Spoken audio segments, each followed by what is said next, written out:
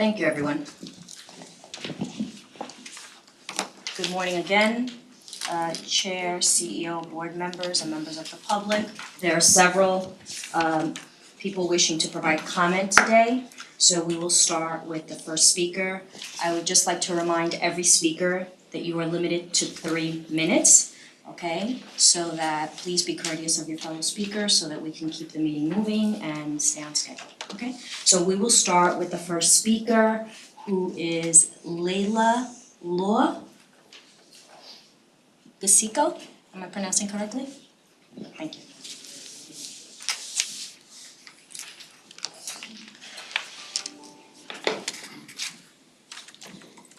Thank you very much. Good morning.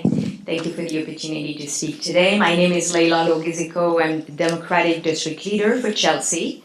I am here because, along with many tenants of Fulton and Elliott Chelsea, Chelsea has strong concerns about the Fulton and Elliott Chelsea houses demolition and redevelopment plan. Demolition and redevelopment of 2 entire campuses in the Rat Pack would be a first in New York and probably in the country. History has proven that extensive demolition, whether under Rat Pact, urban renewal, or other modality, is a failure that leaves communities with long lifetime Can I ask you a quick scars. question? Hi, can I just ask one quick question? It won't eat into your 3 minutes, I promise. Are you a tenant? I am not a tenant. Thanks. I'm a district leader I understand. of Chelsea. I got it. Elected. Thank you. I understand. Thank you. May I resume? Please. Thank you. The current plan has been shrouded in secrecy. Today, the public only knows of a master agreement that the board is going to consider. To this point, the agenda item scheduled for a vote does not disclose the source of funds for this project or the projected costs. How can NYCHA board or the public assess the feasibility and impact of such major redevelopment when these essential financial details remain unknown? Rushing forward without transparency is concerning and puts all of us at a disadvantage. I have asked the corporate secretary for a detailed package, but have not received a response. Maybe there will be a presentation this morning. Manhattan Community Board 4 has already voiced frustration with the lack of transparency around this plan, calling the process obfuscation. From the beginning, the process has felt predetermined with limited opportunity for meaningful input from residents most affected. The original RFP focused on rehabilitation, not destruction. Even the Attorney General's office has raised questions about the shift from rehabilitation to full demolition. The NEPA process pursuant to Section 18 to dispose of the site has barely started. A final scope of work has not yet been issued, and nor has the draft EIS. Many alternatives will have to be evaluated as per NEPA statute. The board should not rush into an agreement that is vague and that the public knows literally nothing about and may bind NYCHA and HUD into a predetermined outcome. This project not only threatens the community, but also 2,000 tenants at risk of development. People who live here at Elliott, Fulton, and Elliott Chelsea, and you will hear from them, deserve a seat at the table when the future is at stake. I urge the board to postpone the vote until full financial details are disclosed and reviewed by the public, so that we can ensure that this decision is based on transparency and accountability and not speed. Thank you for the opportunity. Thank you, Ms. LoGizo. And before we proceed, I just want to make sure that we have on the record the members acknowledging that they're present today. Member Rubin, Chair Rubin, sorry. Present. Member Gavin. Member McCoy. Present. And Member Miller. Present. Thank you, and thank you, Steve. Okay. Speaker number 2, Letta Humphrey. Please step up. Thank you.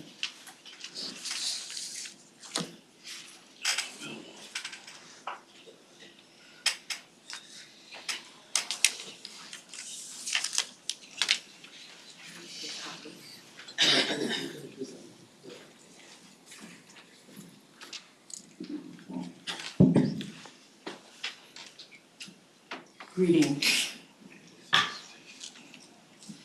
Happy Wednesday. Greetings. Good morning, Chair, board members, listening community, and the general public. My name is Letta Humphrey.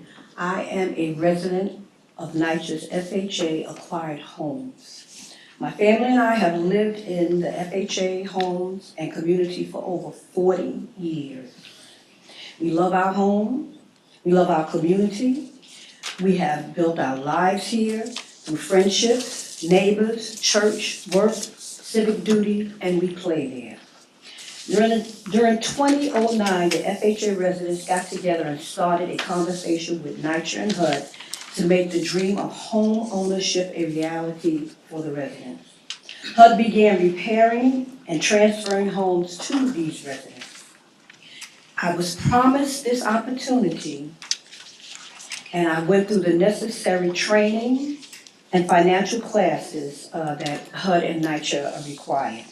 Repairs and corrections were being made to my home for the transfer to happen. Sadly, it never came to pass due to fiscal crisis in the city.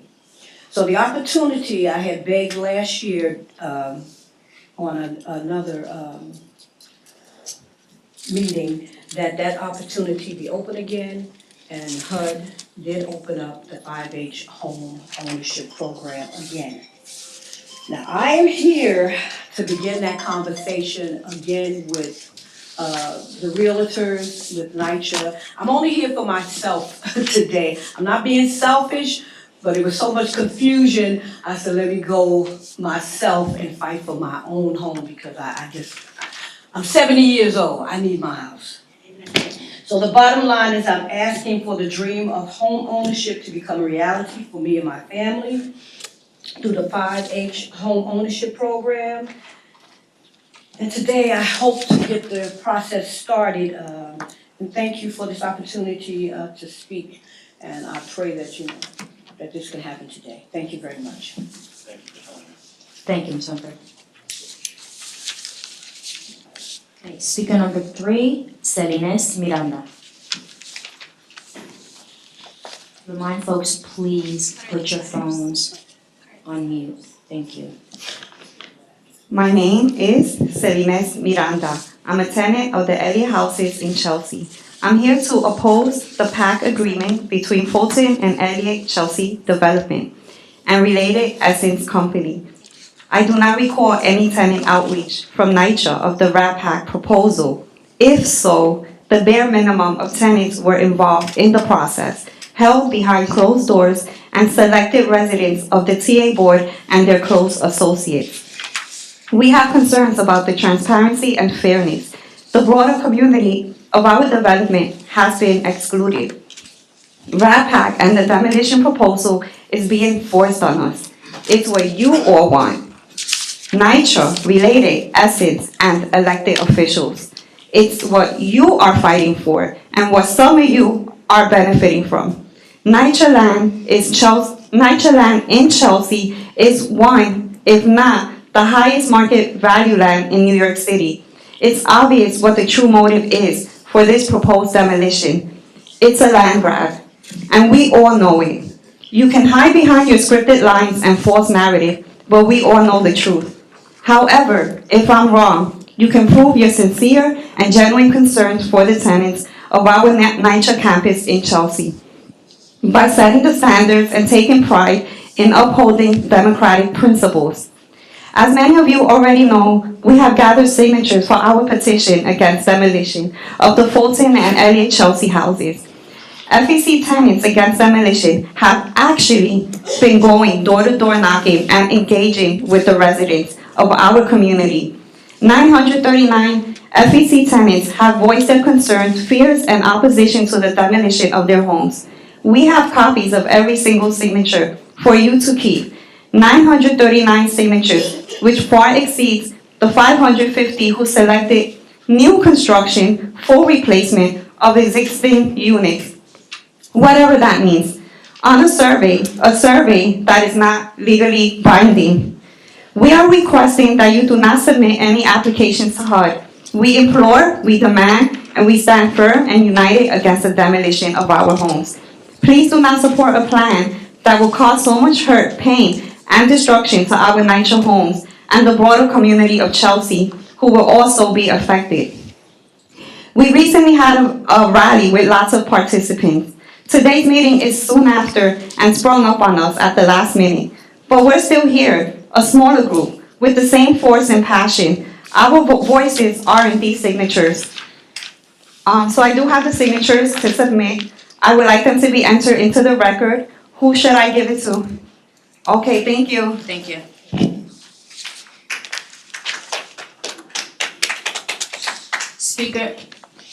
Speaker number 4, RosalineJIA.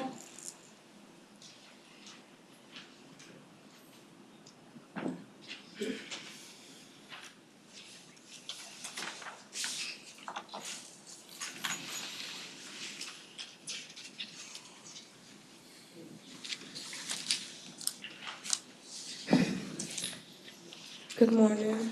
My name is RosalineJIA. I came here July 31st.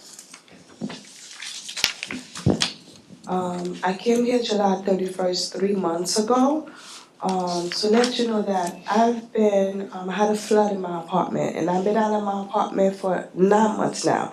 July was 6 months, now it's 9 months, and I've been fighting as someone who has a disability for housing to fix my apartment the way they're supposed to. They caused a flood, and I'm still fighting to get my apartment fixed. Now they said it's fixed, and I asked for a detailed report for the abatement. And they asked me, who do I think I am? So I called Congressman, and November 5th, your lawyer is threatening me, telling me if I don't move into the apartment, they're gonna have a holdover for me for the temporary apartment where I'm at. It's not even as good as where, they still have asbestos where I'm at. You see how it sounds? Because this is where I go. I can't even stay there. I came there 2 days ago, and this is how it sounds. My apartment right now, where they put me, is bad. I'm not staying in New York. I'm staying in New Hampshire with my family.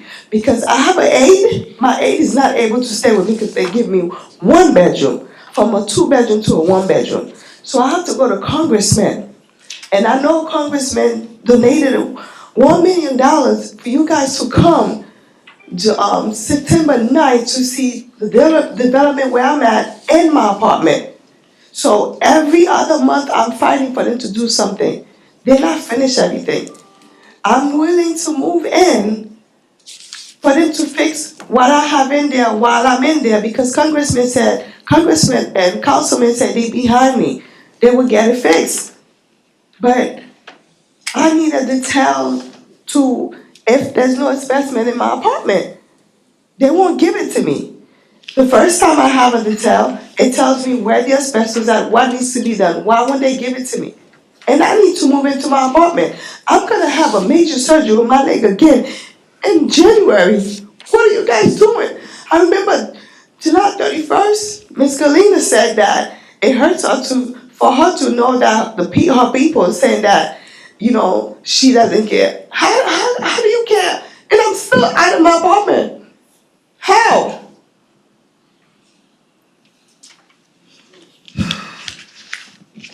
I have to go to Congressman, and he donated $1 million for the towers over the building, Surfside Garden. What are you guys doing? I need to go back to my apartment.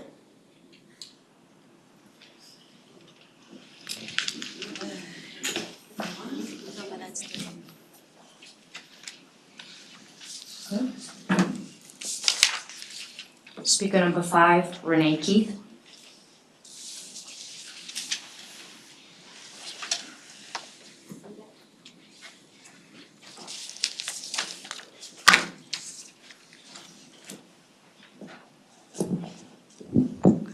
My name is Renee K. I am a resident of the Elliott Chelsea houses. The residents of Fulton and Elliott Chelsea houses stand firmly against the proposed demolition and redevelopment of our homes. We have gathered 939 signatures, far exceeding the 550.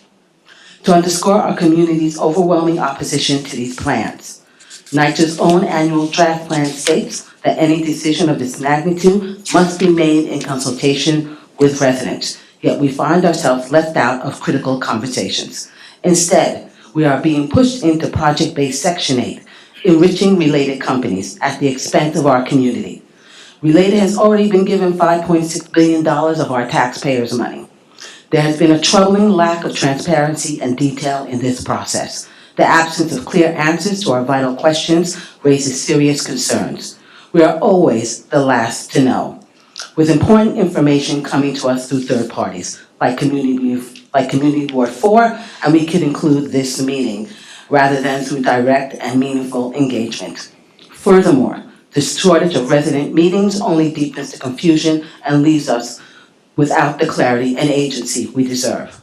Our resident association president has stated that she was told by someone at 250 Broadway that she didn't have to have meetings. When asked who, she refuses to answer. Our homes are not real estate to be leveraged for profit. We are not real estate. We are not to be leveraged for profit. We demand that our Section 9 protections be upheld and our voices heard. We will continue to stand united against any plan that threatens our community's stability, emphasizing that our rights and homes are not for sale. We have built this community, we have been born here, we went to school here, and we are taking care of our parents here. As always, no demolition to Fulton and Elliott Chelsea houses. Thank you, Ms. Keith. Next speaker, excuse me, thank you. Next speaker, Jacqueline L.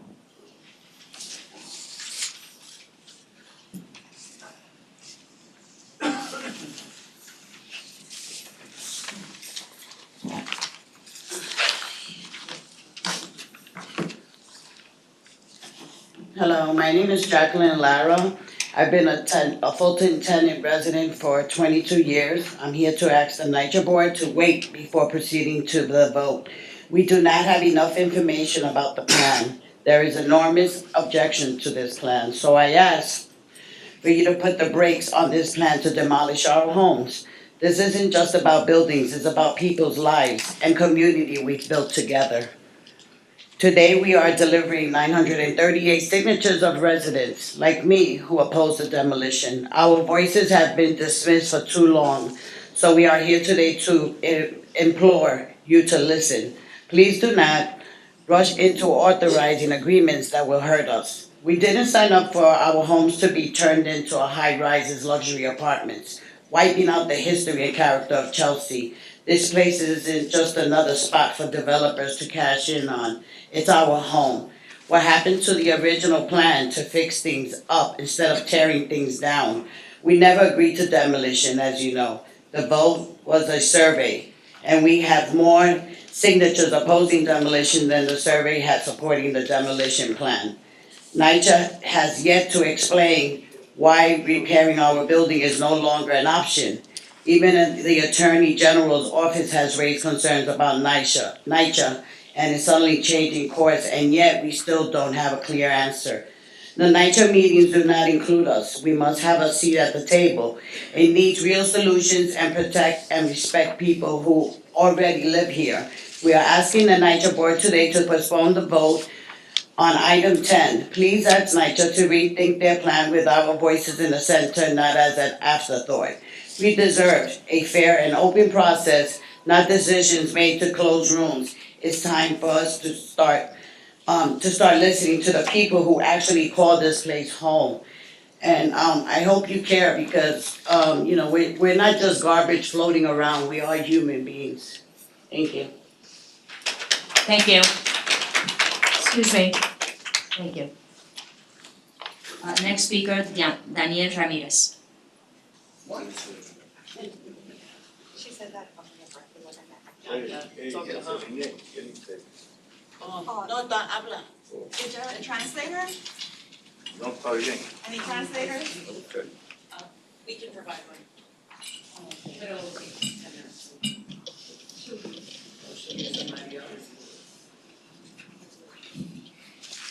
Buenos días.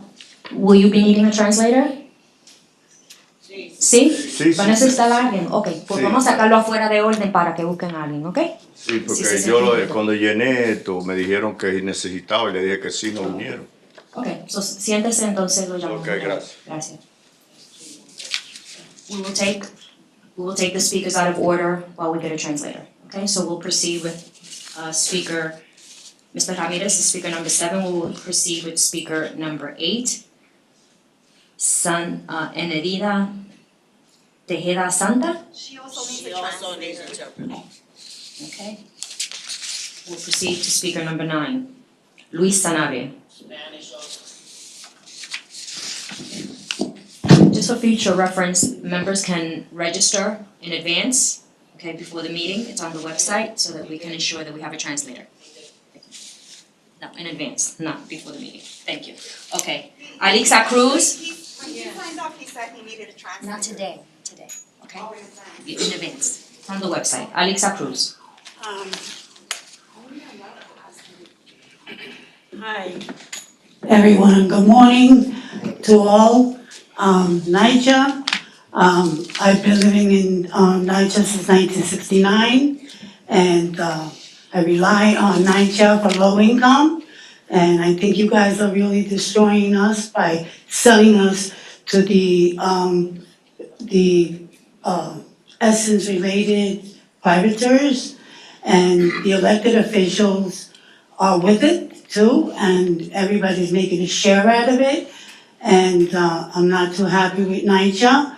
I know there was 70 corrupted people in your, I'm not saying that everybody is corrupted, but there's things going on, and this is going on now with market rate and market rate rent and all that, and I'm very unhappy. I went to a rally where Jerry Nadler lives, and we presented the HR 307, which is the bill that Nidia Velazquez presented, and I have the Twitter that Nadler wrote that he supported the HR 307 to help NYCHA. I don't know what's going on. He lies, and he says he's gonna support us, and then he goes against us and he wants to sell us. And I want him to read something for me because I can't read without my glasses. Thank you. Hi there, I'm John Mudd with the Midtown South Community Council. We work on homelessness and housing and food insecurity, and I'm here to read her letter. Ladies and gentlemen, today I want to discuss an important piece of legislation that has the potential to significantly impact the future of our public housing, particularly the NYCHA Elliott Chelsea Housing HR 307. The Public Housing Emergency Response Act is designed to address the urgent needs of public housing authorities across the nation, and it holds particular promise for our community. Elliott Chelsea Houses, like many public housing developments, has faced a myriad of challenges, including inadequate funding, maintenance issues, and mismanagement. Residents have experienced the repercussions of these challenges firsthand. This is not just about buildings, it's about people and their quality of life. HR 307 aims to provide critical resources and support to housing authorities like NYCHA. This legislation would enable the allocation of emergency funds specifically earmarked for urgent repairs and long-term rehabilitation projects. For the Elliott Chelsea houses, these funds could mean the difference between continued neglect and a revitalization living environment. By securing funds through HR 307, NYCHA can prioritize the rehabilitation of the Elliott Chelsea houses, addressing the immediate needs of the residents while also implementing sustainable improvements. Enhanced maintenance practices can lead to better living conditions, improved safety, and increased resident satisfaction. Furthermore, this legislation encourages collaboration between the local authorities and federal agency, ensuring that NYCHA management is held accountable for the ineffective use of these funds. Moreover, the Public Housing Emergency Response Act emphasizes the importance of community engagement. It recognizes that residents must have a voice in the decision-making processes that affect their homes. By involving residents in the planning and implementation of rehabilitation projects, we can create solutions that are truly tailored to their needs. In conclusion, HR 307 presents an invaluable opportunity for the rehabilitation and continuation of Elliott Chelsea houses by supporting this legislation. We are not on advocating for necessary funds but also standing up for the dignity and well-being. Please of wrap up your residents. comments. It's almost done. Who call these homes their own. Together, let us push for the passage of this act, work towards a brighter future for public housing and in our community. And I might add that the demolition by neglect can't be tolerated. And we have lots of documentation. There's ways to fix these housing. And we've had lots of meetings and the community supports them. Thank you. Same section 9. Okay, will the interpreters step up so that we can have speakers 7, 8, and 9 present their comments? Thank you.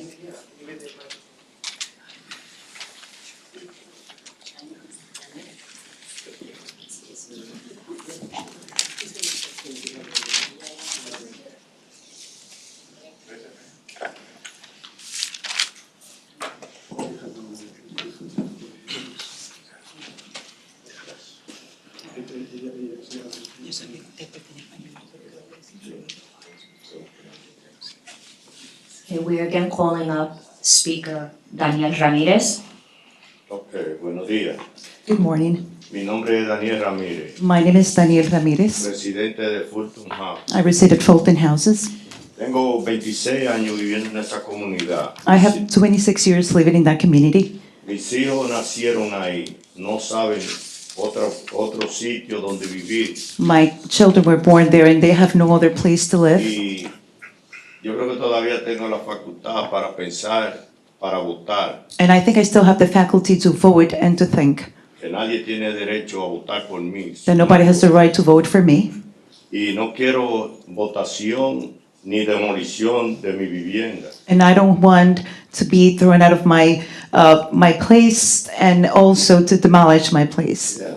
No estoy con la votación ni estuve presente en la votación I wasn't present at the voting election. que hicieron en nuestra comunidad. It made it my community. Ellos no me preguntaron si yo estaba de acuerdo They didn't ask me if I agreed con tumbar nuestra vivienda. to demolish the place that I live.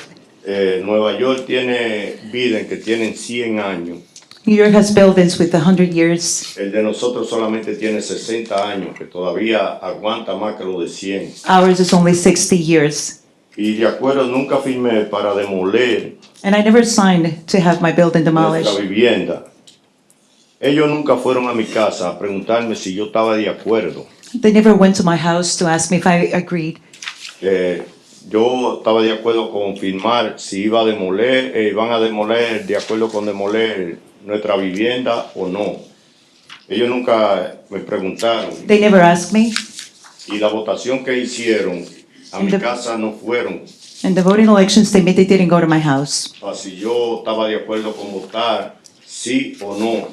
to see if I was agreed to vote yes or no. No me dieron nunca la oportunidad como visitante o de ahí viviendo. They never gave me the opportunity as a resident of that place. Entonces yo le pido de favor que a nuestra vivienda no la toquen. Then I ask about they don't touch our Hay muchos living millones, space. hay muchos millones porque hay un grupo de corruptos que creen que nosotros no somos seres humanos, que somos basura. There is a group of corrupt people that they believe that we're not human beings, that we are garbage. Y nosotros tenemos derecho al sueño americano. And we also have the opportunity to live the American dream, Y mi familia también. and my family too. Entonces le pido y le doy gracias que no nos tumben nuestra vivienda. Then I would ask you not to demolish my living space. Gracias. Thank you. Gracias. Please withhold your applause so we can have all the speakers speak timely. Thank you. Okay, we will now call Enedina Tejeda.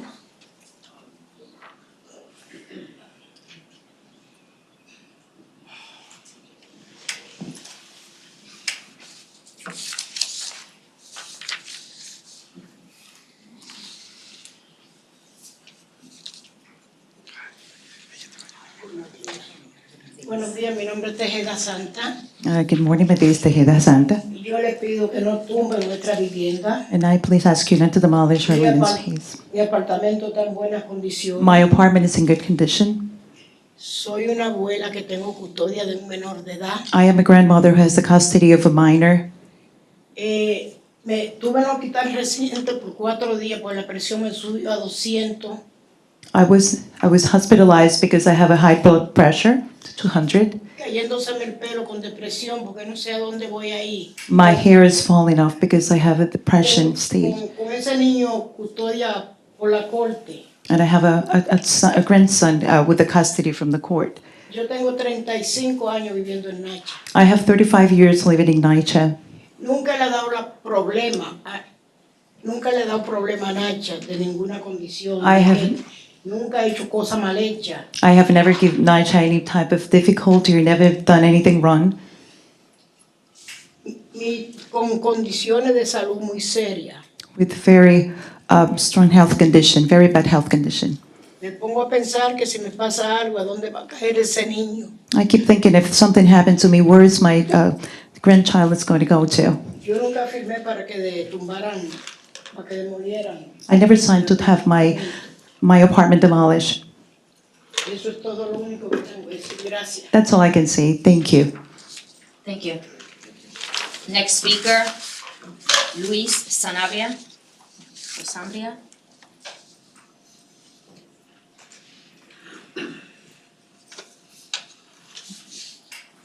Buenos días.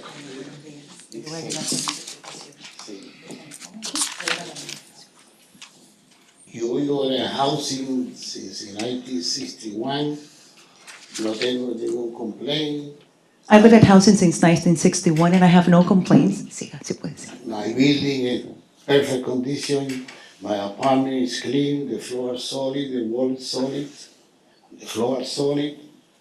Good neighbor. And I don't want any demolition in my building. Thank you.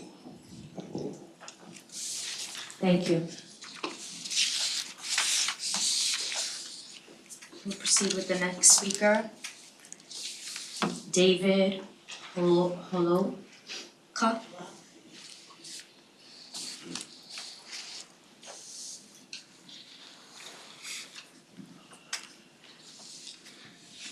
Good morning. I am David Holoka, an architect and 25-year nearby neighbor of Fulton Houses, speaking on the Fulton-Elliott-Chelsea Agreement. I am a member of Community Board 4's Chelsea Land Use Committee, but speaking for myself. CB4's views are a matter of public record. In an August 1st letter to elected officials asking for their intervention, the board wrote, "We are extremely frustrated by the applicant's lack of transparency about the proposals and minimal meaningful analysis."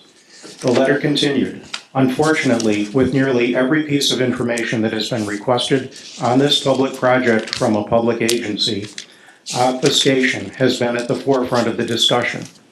It is unfortunate that this plan has been presented to the public as a fait accompli before there were any public meetings on the matter. Indeed, after a year of continued engagement, there does not appear to be a capable agency to lead the residents and public forward," unquote. Many in the community, including a good number of CB4 members, have called the proposal a land grab. The board's meetings have been consistently attended by Fulton and Elliott-Chelsea residents whose persistent and passionate objection to demolition of their homes is extraordinary and compelling. They have been joined by members of the wider community who fear for the very character of Chelsea. This project's original request for proposals had a radically smaller and less destructive scope of work with no demolition. It has been blown up into one that would demolish all of the existing NYCHA buildings, transforming large swaths of Chelsea to midtown-like density and bulk, all without the public benefit of the competitive process a new RFP would bring. Even the original RFP's goals have changed. According to the draft scope of work, it would facilitate the construction of market-rate housing units to address the critical shortage of affordable housing and housing in general in New York City. Chelsea's transformation to solve the city's housing crisis is a decision that must include the public. The proposal has drawn the scrutiny of the Attorney General's office. The AG's comments on the draft scope of work asked NYCHA to explain in detail why rehabilitation is not feasible, and noted that NYCHA, through the PACT program, chose a developer through a request for proposal procurement process with an intention to rehabilitate, not demolish FEC. The AG's comments note that NYCHA has provided no analysis of why its initial physical needs assessment was incorrect or why the rehabilitation estimate has increased exponentially. This potential blueprint for NYCHA's future must not proceed under a cloud of mistrust, impropriety, and community opposition. Rushing to ratify will only risk greater delays from litigation. I respectfully ask that the NYCHA board table this vote.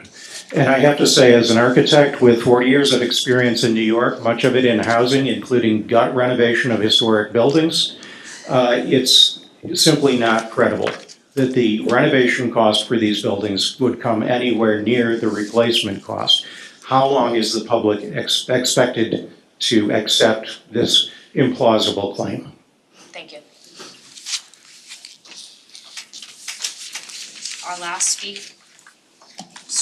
Our last speaker will be Miguel Acevedo. Good morning, board. It's a pleasure to be in front of you, speak on behalf of this proposal, which I fully support, many of our residents fully support.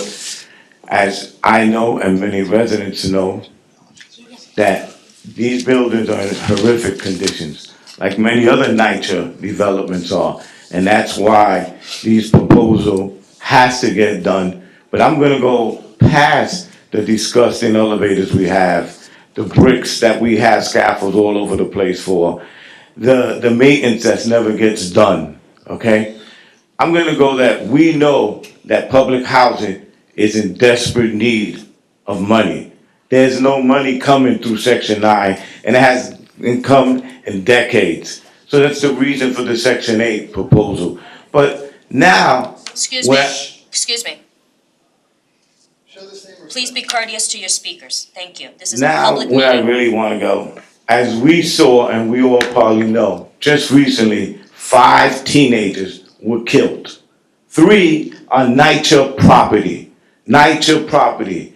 And that goes to show you, we are failing our children. We are failing the next generation in many different ways. This proposal will bring something where communities work together to make sure when a child leaves his school, he comes home to an environment that he wants to live at, not an environment that invites crime. And that's what public housing has been doing for years. And I don't make this up about the kids. This is it. This is it. 5 teens killed, 3 in NYCHA property. The NYPD that we have is probably the best in the United States. Unfortunately, they can't even stop it because the criminals are all over public housing property. And if we don't end what's happening, this proposal will end crime, will be utilized in the Bronx, in Brooklyn, in Queens, everywhere. So we have a decent environment and we'll be proud to live it. I've been at Fulton since the very beginning. And to hear the community who don't want it done because not in my backyard. No, in your backyard eventually has to get done because we shouldn't be living this way anymore. Whether you people think that we're living in great conditions because you've been falsely told by others. Come. We got vacant units. I invite anyone who doesn't live at Fulton, come stay at Fulton. We got the apartments for you to stay there, and you'll see how we're living, how disgusting it is, how the homeless live where we live, how now the migrants are living where we live, and the NYPD is unable to stop it. We need to make sure that this proposal, and I urge this board to listen to me as I represent the residents of Fulton houses. I was elected into this position. I wasn't put into this position because they have trust in me, not trust in others who stand here to say lies about what's really going on at Fulton houses. Bless you all. Thank you. Thank you very much. Excuse me, this is a public meeting. Okay, if people cannot contain themselves, you will need to leave the room, okay? This is a public meeting. Thank you. Okay, excuse me. This is a public meeting, and we will be concluding our public comment portion and proceeding with our regular calendar. Anyone that cannot contain themselves will be escorted out of this room. Thank you. Chair, that concludes our public comments portion, and we may proceed with the regular calendar. Sure. We'll proceed with a motion to accept the minutes of the prior regular meeting held on September 25th, 2024. Do I have a motion? So moved. Do I have a second? Gavin. All in favor? Aye. None opposed? Thank you very much. Chair, do you have any comments you wish to provide today? No? Thank you very much. Thank you. Although I should say, sorry. I appreciate everybody who chose to come here today and express their opinions, and I know not everybody's gonna agree on every issue, but the board is hears you and appreciates your showing up. Thank you very much. Thank you, Chair. Madam CEO, would you like to provide any comments? Yes, thank you. Good morning, everyone. First, I want to acknowledge the amazing work of our Healthy Homes and Operations team. I'm pleased to report that NYCHA has surpassed 10,000 public housing apartments abated to be lead-free. This is in addition to our PACT program that has successfully abated an additional 3,000 apartments, which includes the majority of apartments at Harlem River and all of the apartments at Williamsburg Houses, 2 previously heavily contaminated sites named in the HUD agreement. These milestone achievements reflect our commitment to the health and safety of our residents, especially young children under 6, which is consistent with our obligations under the 2019 HUD agreement. We are continuing to conduct lead testing and abatement at unprecedented rates, moving us closer to a lead-free NYCHA. So I just wanna again thank our operations team, in particular our Healthy Homes teams, who have been so instrumental in achieving this incredible milestone. Next, I want to announce that NYCHA and our PACT partner RDC Development have completed a $492 million comprehensive renovation and repair of Williamsburg Houses. This project renovated over 1,600 apartments across 20 residential buildings, home to more than 3,000 residents. We successfully leveraged $142 million in state and federal historic tax credits, ensuring that these apartments remain affordable and lead-free for future generations. Thank you to our team in red for managing this project through to its completion this week. I was at a ribbon cutting there yesterday and was so happy to see the collective energy and excitement around the completion of this project. Finally, this week we are celebrating Customer Service Week at NYCHA. We are committed to providing excellent customer service in every facet of the work that we do for our residents. Along with other NYCHA staff, I joined a tour of Long Island City this week, showcasing support services training and emergency management spaces, and was so impressed by the caliber of work of our teams, and they really equip staff to best serve our residents. So I wanna specifically thank our heating team, EMSD, and the elevator team for really amazing tours. I actually learned how to unlock a locked elevator with the help of a ladder, which makes me feel incredibly accomplished. So thank you so much for that. That's all I have. Thank you so much, we will now proceed with our regular calendar for today.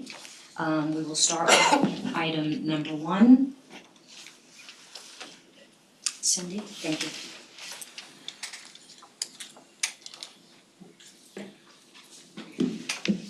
you. Good morning, everyone. I'm Cindy Anderson, Vice President of IT Service Management in the Information Technology Department, and I'm presenting item number 1 for your consideration today. This item is a request to ratify a purchase order with Dell Marketing LP, or Dell, for the purchase of desktop personal computers, towers, and laptops. The PO includes the hardware and a 3-year warranty for laptops and 5-year warranty for desktop and tower computers. Installation services are being handled under the authority's agreement with Stellar Services for IT support services. The agreement with Dell, commencing on August 16th, 2024 and continuing through August 15th, 2029, has a not to exceed amount of $6,822,461.80. Desktop hardware replacement is recommended every 5 years for computers and 3 years for laptops. NYCHA's last hardware refresh occurred over 7 years ago under PO 1628952. That contract and its warranty expired December 31st, 2021. The existing hardware deployment lacks support, and a large portion of the hardware has already passed obsolescence. IT was allocated capital funds in 2024 for this hardware deployment based on New York State Office of General Services aggregate buy, or ag buy pricing for Dell hardware. The authority must receive the computers and laptops before the ag buy pricing expires on November 7th, 2024. To ensure hardware integrity, obtain favorable pricing, and maintain staff productivity with up-to-date computing assets, a request to award as a ratification was sought to allow sufficient time to procure at the budget amount specified or allocated. The NYS OGS Ag Buy pricing allows NYCHA and other New York public agencies to take advantage of state negotiated discounts and cost savings. Utilizing Ag Buy contract reduces the cost to the authority from $20,375,484.80 list price to $6,822,461.80, saving the authority over $13 million, a 66.5% reduction over list price. Dell is qualified to perform this scope of work and has provided $21.9 million in products and services for the authority in the past 5 years. A Section 3 and Resident Economic Opportunity Plan is not required for this goods purchase. I'm happy to answer any questions. Thank you, Cindy. We'll proceed to item number 2. Angela Gatson.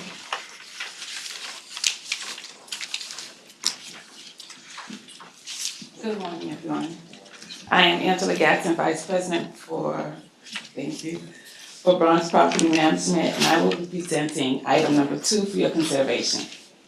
Item 2 is for authorization to ratify a contract capacity increase to the IDIQ contract awarded to Earthlink for all inclusive maintenance, repairs, and environmental services and move-outs, occupied apartments, and public spaces. For an initial 2-year term with one-year renewal option to increase the not to exceed amount in order to fund the continued provisions of services during the remainder of the initial 2-year term and the 1-year renewal option term. This is a citywide contract to all boroughs. The requested not to exceed amount is for $3 million. Section 3, approved total projected labor hours is 800. Any questions? Thank you. Thank you, Angela. Item number 3, Dan Green.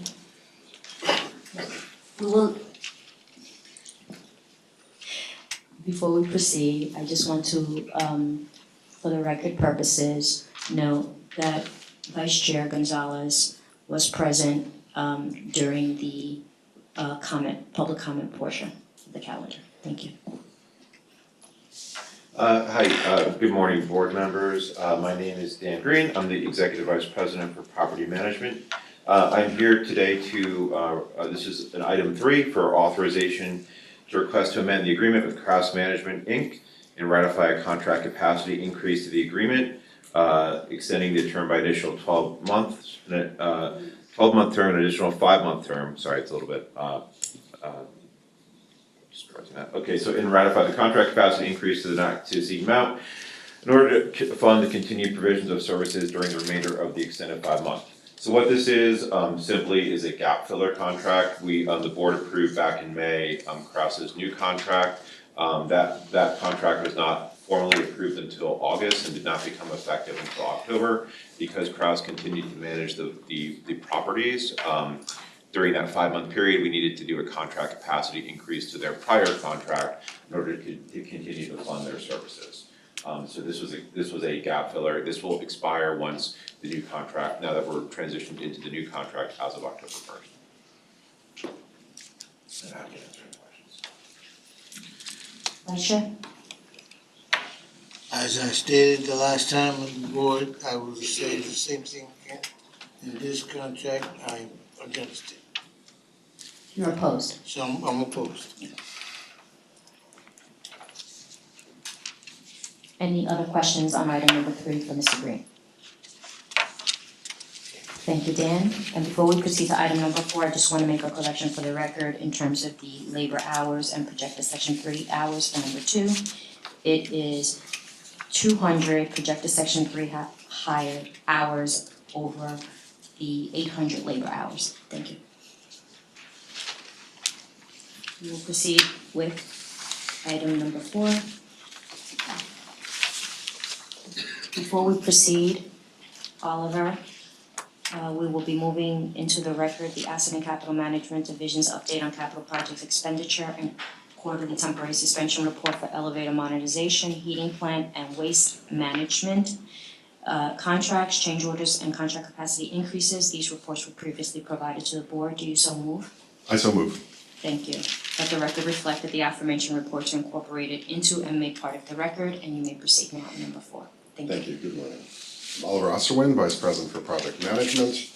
I will be presenting item 4, which seeks authorization to ratify a contract capacity increase to an IDIQ job order contract for general construction of various developments citywide for the not to exceed amount of $22.5 million. The authority entered into one IDIQ JOC with Gemco Electrical Contractors in the amount of $15 million. The revised total contract amount will be $37.5 million. This additional capacity is required to address emergency structural repairs and the installation of rat slabs at least 1 and 2. The use of this contract allows for the work to be completed faster and at rates that are beneficial to the authority. The duration of this contract is 3 years, with 2 one-year renewal options to be exercised at the authority's sole discretion. The letter of award was issued for a 3-year term, which commenced on March 11, 2024, and continues through March 10, 2027. The projected labor, Section 3 labor hours are 1,125, which represents 25% of the overall. Any questions? Thank you. Thank you, Oliver. We'll proceed to item number 5. Katie Bergio.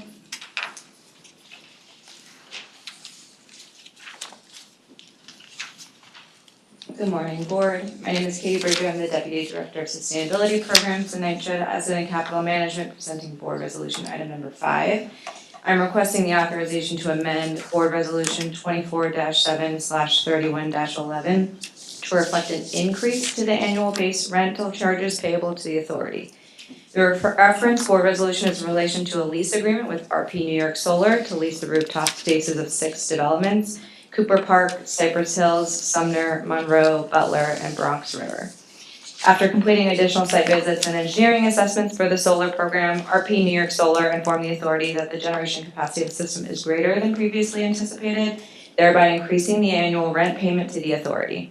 The annual revenue will increase 27% from $122,744.04 to $155,987.64, and the revenue for the initial 20-year lease term will increase from $2.4 million to $3.1 million. Are there any questions? Thank you, Katie.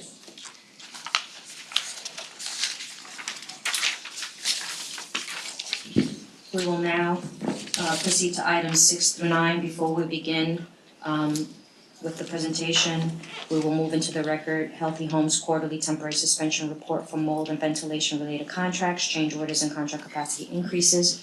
These reports were previously provided to the board. Do you so move? I do so much. Thank you so much. Let the record reflect that the aforementioned report is incorporated into and made part of the record. You may proceed with items 6 through 9. Thank you. Thank you. Good morning, board members. My name is Jaclyn Sullivan. I'm the Senior Vice President for Healthy Homes, and I'm presenting on items 6 through 9 today. Items 6, 7, 8, and 9 are requesting authorization to award 4 related citywide contracts for lead-based paint abatement in occupied and unoccupied apartments. Each contract has a not-to-exceed amount of $50 million. Item 6 is for AGD Contracting Corp. For a total projected labor hours of 70,000 with 17,500 Section 3 labor hours. Item 7 is for New York Environmental Systems for a total projected labor hours of 399,360 with 99,840 Section 3 labor hours. Item 8 is for Abatement Unlimited for a total projected labor hours of 50,400 with 12,600 Section 3 labor hours. And item 9 is for Empire Control Abatement with a total projected labor hours of 57,000 with 14,250 Section 3 labor hours. Please let me know if you have any questions. Thank you, Jacqueline. Thank We'll you. proceed with item number 10. Jonathan?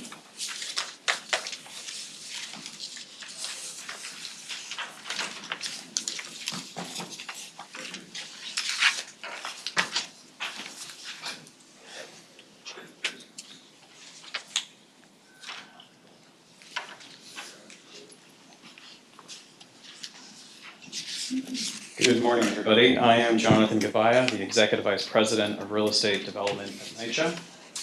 I am thrilled to present Resolution 10 to the Board for your consideration. I'm here today and joined by Marissa Schaefer, Vice President of RED's Transactions Team, Simon Kowitsky, Vice President of RED's, and Simon Kowitsky, Vice President of RED's Portfolio Planning Team, to discuss an important next step in the evolution of the Fulton Elliott Chelsea project, and indeed a significant opportunity for NYCHA. Today we are seeking authorization to first enter into a master development agreement with our PACT partner, which is a joint venture between Essence Development and related companies, and 2, to submit applications to the U.S. Department of Housing and Urban Development. So what is the opportunity? As you know, we are considering the replacement of all 2,056 homes for the existing residents of Fulton and Elliott Chelsea. We will also include approximately 3,500 new mixed-income apartments, which will include approximately 1,000 new permanently affordable apartments. New apartments for residents will have amenities such as resident-controlled heating, cooling, and ventilation, dishwashers, in-unit washers and dryers, common area spaces, large multi-purpose community spaces, rooftop space, lobby attendance. The community itself will also have new healthcare facilities and community centers, new grocery and retail stores, as well as new outdoor recreational space. In summary, for the first time, NYCHA would be able to create a complete community with mixed uses and mixed income to better serve our residents, with brand new apartments and supporting amenities and services, and expand the city's supply of affordable housing. The Fulton Elliott Chelsea Master Development Agreement, or MDA, is a roadmap for this multi-phase project proposal, memorializing key principles, priorities, and roles and responsibilities between NYCHA and the PACT partner. Each phase is expected to entail 1 or more closings, and at that time, a more detailed project information would be presented to the board for approval. As currently proposed, new replacement buildings for NYCHA residents will be prioritized and will be built first before any mixed-income buildings are constructed. Resident rights and protections will be preserved through NYCHA's PACT program. Next slide, please. So just to orient everybody, this is the west side of Manhattan. At the south end, you've got Fulton Houses, which is 944 apartments built in 1965. There are currently 11 residential buildings. There's a Hudson Guild facility of about just under 15,000 square feet and 95 parking spaces. Campus is bounded by 9th Avenue on the east, 10th Avenue on the west, West 16th on the south, and West 19th to the north. Further north at Elliott Chelsea, we have 1,112 apartments. Those developments were constructed between 1947 and 1968. There are currently 7 residential buildings with an additional Hudson Guild facility and 26 parking spaces. Next slide, please. So there's been a long history of the Fulton and Elliott Chelsea project. Since 2019, NYCHA has engaged continuously with the residents of Fulton and Elliott Chelsea regarding the physical and operational needs of their developments. In 2021, following the decision to enter into the PACT program, NYCHA worked with resident leaders to issue a request for proposals to identify a partner team. For the first time in NYCHA's history, and with the support of independent technical advisors from Citizens Housing and Planning Council, or CHPC, a resident review committee was formed and ultimately selected the team led by Essence Development and related companies. Next slide, please. The PAC partner team conducted building conditions assessments in early 2022 and revealed significantly more challenging and costly conditions than originally anticipated. And as a result, NYCHA and the PAC partner began conversations with residents about alternative approaches to renovations. You can see some of the images here, outdated wiring, extensive mold, painting, peeling paint, and other conditions. Excuse me. We will remove anyone, okay? The public comment portion is closed. Thank you. You may proceed, Jonathan. So in February 2023, resident association leadership from Fulton and Elliott Chelsea houses met with city, state, and federal elected officials, local stakeholders, NYCHA leadership, and principals from Essence Development and related companies to express their desire to commence a robust resident engagement process at the two campuses to explore resident interest in rebuilding all 2,056 apartments. Resident association leadership requested that NYCHA and the PAC partner work with them to design the engagement process and to develop a strategy for gauging resident preferences for rebuilding or rehabilitation. Over a 60-day period in March of 2023, with the support of resident association leaders, NYCHA and the PAC partner hosted 35 scheduled town hall sessions in multiple languages, canvassed thousands of residents across both campuses, provided weekly Saturday tours of new affordable housing construction at Hunters Point South and Roosevelt Island, and distributed information packages to every apartment. In addition to the 35 scheduled town hall meetings, smaller groups of residents requested meetings with NYCHA and PAC partners to ask additional questions. We also developed a survey. Residents over 18 and on a lease were eligible to complete the survey to register their preference between rehab and rebuilding. To support the integrity of the process, the CHPC served as an independent third party that reviewed and tabulated the survey results. CHPC received all online and paper surveys, verified resident eligibility, and performed QA functions and summarized the results. Based on CHPC's analysis, 969 residents participated in the survey, which represents approximately 1/3 of the total eligible population across both campuses. Of those residents who submitted a response, 57% indicated a preference for new construction and full replacement of existing units.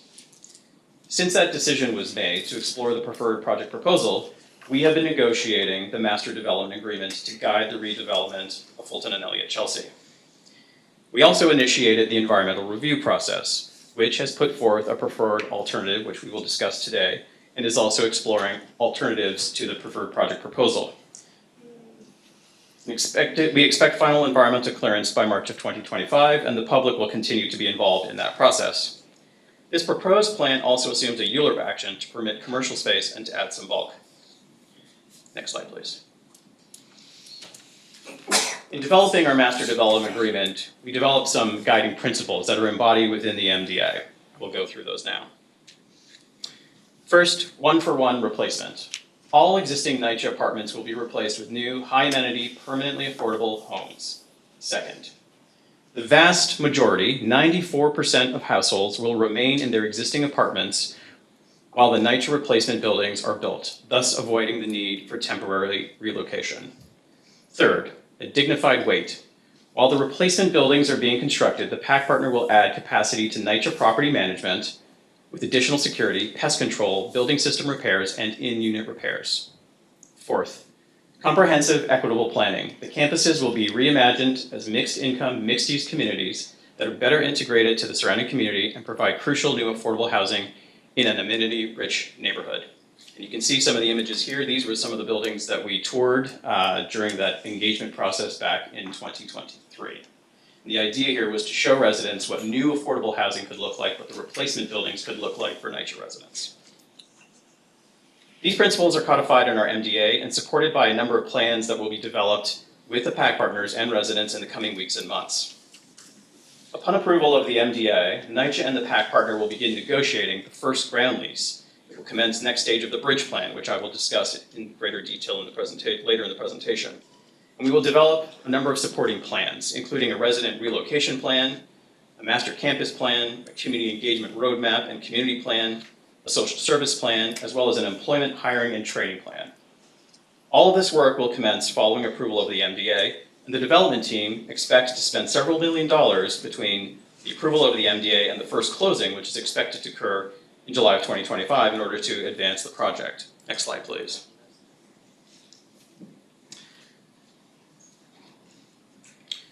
Some of the other guiding principles. Fifth, a resident-led community planning. Residents' voices and expertise will be centered in the planning and design of each campus, culminating in the creation of community plans that will guide all future development. Sixth, residents will have the right to remain and the right to return. All resident rights will be preserved through NYCHA's PACT program. Federal rules mandate that residents have the right to a new apartment or on their home campus, or if a temporary relocation is necessary, the right to return. And seventh, a collaborative process. NYCHA and PACT partner will commit to continuing existing and creating new partnerships with public and private stakeholders, businesses, nonprofits, and voluntary organizations for the benefit of NYCHA residents. And again, you can see some of the images of the buildings that we took residents to. Next slide, please. I want to make clear that this is a PACT project. I think everyone at this point has gotten used to the idea of the conversion to project-based Section 8 and the resident rights and protections that carry over from Section 9 to PACT Rehab. The same rights and protections that exist in the rehab program will be carried over to the reconstruction program. You can see the key rights and protections here. Rent calculation. Residents will continue to pay 30% of their adjusted household income. Fees and charges will remain the same. Section 8 eligibility, residents will not be rescreened. Leases will be automatically renewed for residents in good standing. Temporary relocation, I talked about this before, residents will have the right to return. Temporary relocation is required. And right sizing, residents will be right sized as per federal rules for Section 9 and any Section 8 program. Residents will continue to have the right to organize. Residents will have the right to have grievance hearings, and we have job creation targets. Next slide, please.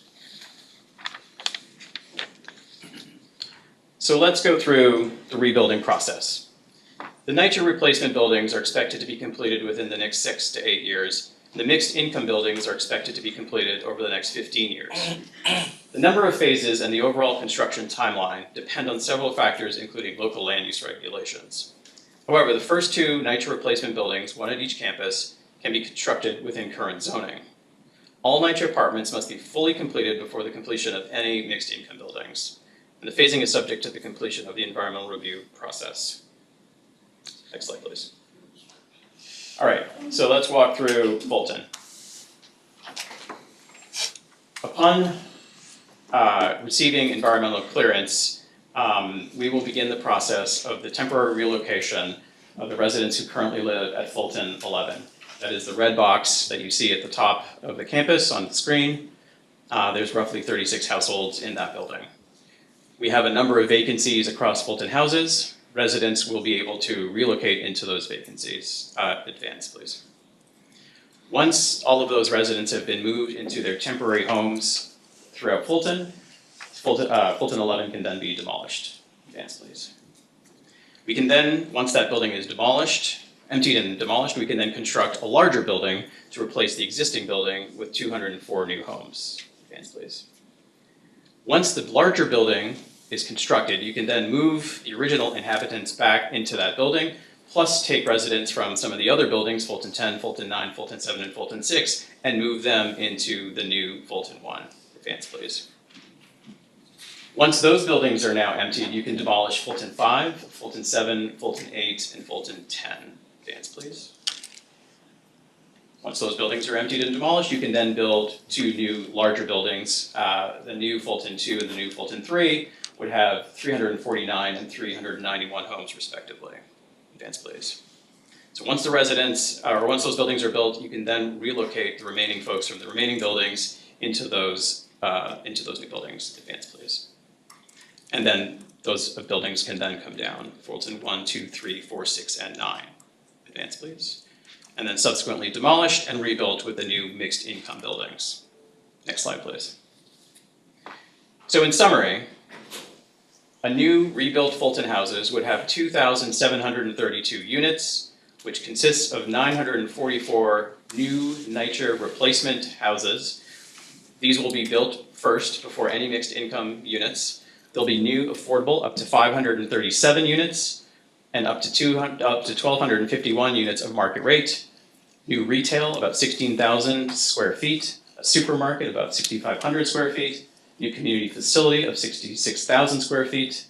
Open space of 106,000 square feet, and parking restored with one additional space. Next slide, please. So walking through the sequence for Elliott Chelsea, please advance. So similarly, we will target one building as our initial phase. This is Chelsea Addition, and we will follow the same sequence that we went through with Fulton. So we will begin the temporary relocation of residents at Chelsea Addition. Advance. Once the residents who currently live in that building are temporarily relocated to existing vacancies at Elliott Chelsea, that building can be demolished. Advance, please. And a new, larger building can be built with over 400 new homes. Advance, please.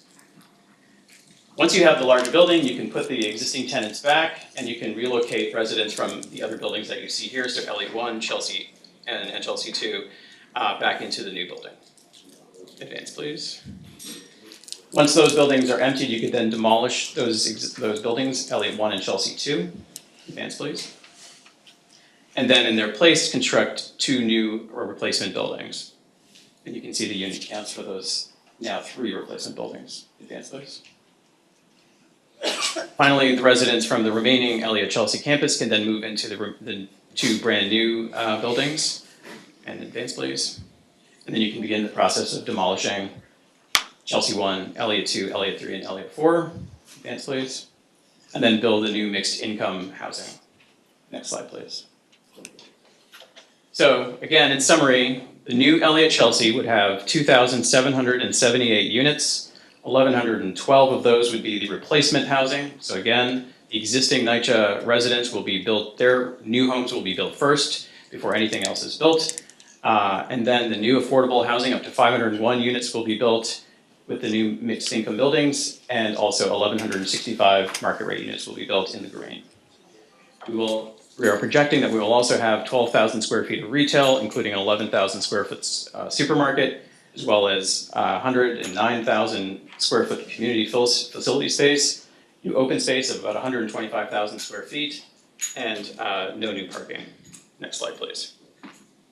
Actually, can you just go back for a second?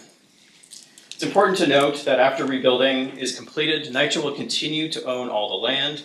That's the land that's both the replacement buildings and the mixed income buildings. These properties will be ground leased to the PAC partner for 99 years, as is consistent with all PACT rehab projects. Additionally, and consistent with all PACT rehab projects, NYCHA will be part of the ownership entity. Next slide, please. Earlier, I made reference to the bridge plan. It's also known as the Meanwhile plan. And that is one of our key principles, and one of our key principles was to ensure that residents have a dignified wait. The first stages of this plan went into effect earlier this year. That's pest control and enhanced security. And the next stages of the bridge plan will commence post-approval of the MDA. Upon approval, the PAC partner will assume responsibility to address 70% of the over 4,800 work orders that we currently have on backlog.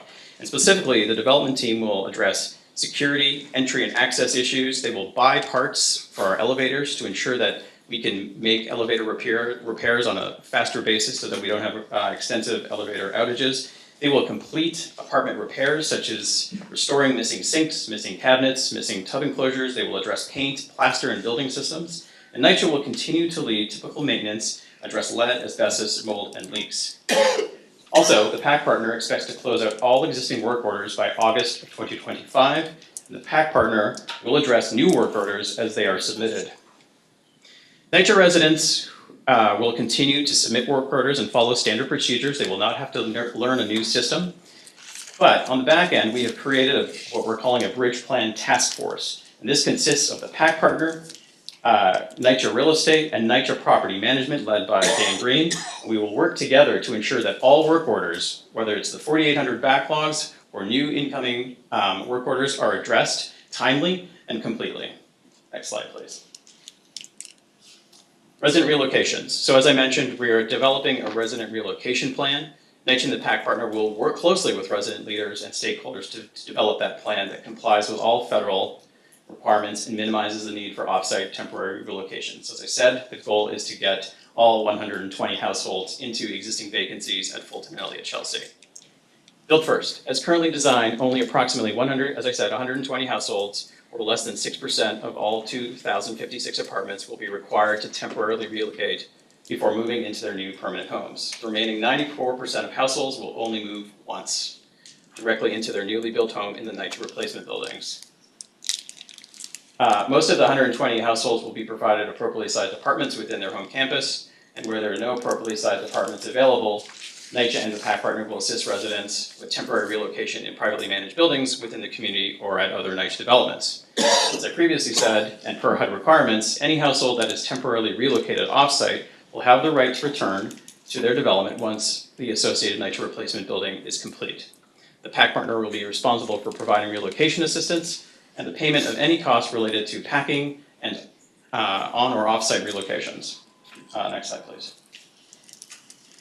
There are a number of basic project financing principles that are baked into this MDA. Number one, we are not calling for any city capital subsidy. The proposed project will not use city capital subsidy. The PAC partner may explore any additional non-city capital, city, state, or federal subsidies or incentives that may be available. The mixed income buildings, we expect to subsidize the NYCHA replacement buildings. This will support the redevelopment of NYCHA buildings, specifically the value of the land upon which mixed income buildings will be built will be used as a source to provide support to NYCHA replacement buildings. As I mentioned previously, NYCHA will continue to own the land, and both the replacement buildings and mixed income buildings will be built under a long-term ground lease. In addition, NYCHA will participate in the developer entity with the PAC partner consistent with all other PAC transactions. And we will work and make best efforts to secure pilot agreements with the city. Next slide, please. With respect to getting approvals from the U.S. Department of Housing and Urban Development, or HUD, just a little recap to some extent of what we've done so far and what we'll need to do going forward. Following an initial board approval on December 29th of 2021, we began submitting applications to HUD, and an initial RAD application was submitted for the project in September of 2022. HUD issued its initial approval for the project through its commitment to enter into a Housing Assistance Payment, or CHAP, contract on January 10th of 2023. And NYCHA anticipates submitting one or more Section 8 applications and RAD financing plan submissions following the board approval. The project remains subject to HUD's RAD and Section 18 approvals. At each closing, the relevant parcels of land will be ground leased to the PAC partner for a term of 99 years so that redevelopment may occur. Additional board approvals will be required prior to each closing. And finally, NYCHA and the PAC partner will enter into a series of housing assisted payment contracts for ongoing Section 8 rental subsidy administered by NYCHA's leased housing department. Next slide, please. And finally, with respect to the term of the MDA, the agreement would be effective, assuming the board approves it, second, upon each closing, each phase of the project, which will require its own board approval, the applicable parcel will be released from the agreement, after which such parcel will be subject to the applicable transaction documents. And finally, the agreement will end on the earlier of 1, the last closing, 2, the applicable construction date, if the applicable NYCHA replacement building has not been substantially completed, and earlier termination of the agreement pursuant to its terms. Next slide. And we are happy to take any questions. Good morning. Two things. First, for no reason, later on, as we move forward with these projects, will there be changes to any of the renditions that they show, that was showed in the presentation? You mean the architectural pictures? Exactly. I mean, so the buildings are under design now, the first 2 buildings that I mentioned, Fulton 11 and Chelsea Addition. And we will be working with the community to shape those designs. And certainly as we go forward for future phases, the residents will, and the wider community will be able to participate in the design of those buildings. Okay, so the rendition will be exactly what will happen at the development. There'll be no changes regardless of what may come up. I'm not sure I follow. Okay, so you show a beautiful bedroom, you show a beautiful living room, you show the materials that it's gonna be done, right? When it comes time to get it done, will it be the same as the rendition that was shown in the initial packet? The exact design remains TBD, and we're going to be working with the PAC partner and the residents to finalize the design. Everything we showed here was illustrative. This is what is certainly possible. It is the quality of design and finishes that we are going to put into these buildings. So, whether the floors are brown or a different color, that's all TBD. Well, yeah. I'm talking more of materials. Yes. Not so much the color, that of course depends on, the eye of the beholder. Yes. So to speak. Right. And then the other thing is, you mentioned something about mixed finance, moving forward. Will that include the new group that I think that's being introduced, under the HOPMA program? What I made reference to was mixed income housing. So Right. there would be, in addition to, so once the NYCHA replacement buildings are built, and those will be built first, so all of the NYCHA residents will be in their new homes. Right. We will then build new mixed income buildings, so separate from HOPMA or anything else. So you'll have market rate housing, as well as some new affordable housing in addition to the NYCHA replacement housing. So it wouldn't be NYCHA housing, it's separate from that. Okay. Just wanted to be clear. Okay. Jonathan, a communications question. Since this is public record, this will go on the website and be distributed to all residents? Yes. Thank you. Sorry, just so we're clear, this deck. The deck, yeah. This is also part of the minutes. So, I'm sorry. This is also part of the minutes, so it will be on the website. So everybody should know that the board has had plenty of opportunity in the past to talk to Jonathan and their team. We've obviously, this whole project has been something that NYCHA has been focused on for a long time, but even in the last few weeks, I've had the opportunity to meet with Jonathan and their team and ask questions before. So the fact that we've limited questions now and in this setting doesn't mean that we're not paying close attention. But unless there are any other questions, okay. I would just say that I think that the work here is thorough, the work on the deck is very thorough, obviously, and reflects careful distillation of a very long and complicated agreement and also a very long and complicated process to date that's only gonna get more long and more complicated as this project unfolds. But the work that everybody at NYCHA has been involved with this has done has been extraordinary. All of your partners have been extraordinary. I've met with CHPC multiple times, which led the community engagement process, as you've talked about. And I think they feel not only that the community engagement process has been robust and highly inclusive and also long, but that they and we have learned, and a lot of people have learned a lot of important lessons about how to work closely with members of affected communities throughout projects like this PAC projects, for example. And they're prepared to take advantage of those lessons moving forward and continue to improve the engagement processes that they and we are involved in, which I think is a great side benefit of how this is all gone. So whatever, if these things start out slowly, they're improving, and I think going forward, the engagement is gonna change, but change for the better. And it's been, I think, pretty good for getting to this point. I think the selection of partners was involved a lot of transparency. It was a healthy project. I've met repeatedly, as many others, with the partners. They're committed to all the important points, the priorities that you laid out in the deck, and they understand that to the extent that we think that they're falling short of any of those priorities, the project is at risk, and that's our decision, not their decision. So they're very much, the eyes are on them at every level, including, of course, City Hall. And finally, I would just say that I hope that everybody understands that while it's taken a long time to get here, and it's going to take a long time to move on, this is a really important moment in the history of NYCHA's transformation. PAC has been a huge success, and all the operational improvements that the NYCHA team have made over the last several years are incredible. This is, I think, an inflection point, because at the end of the day, the only way that we're really going to return NYCHA to the status that it once had, which is the glory of the United States public housing system, is to reinvest in the buildings themselves at scale. And this is really an innovative, important, and a landmark way to do that, to start that process again. So thank you for all of your work. Thank you. And that, I believe, is it. Okay.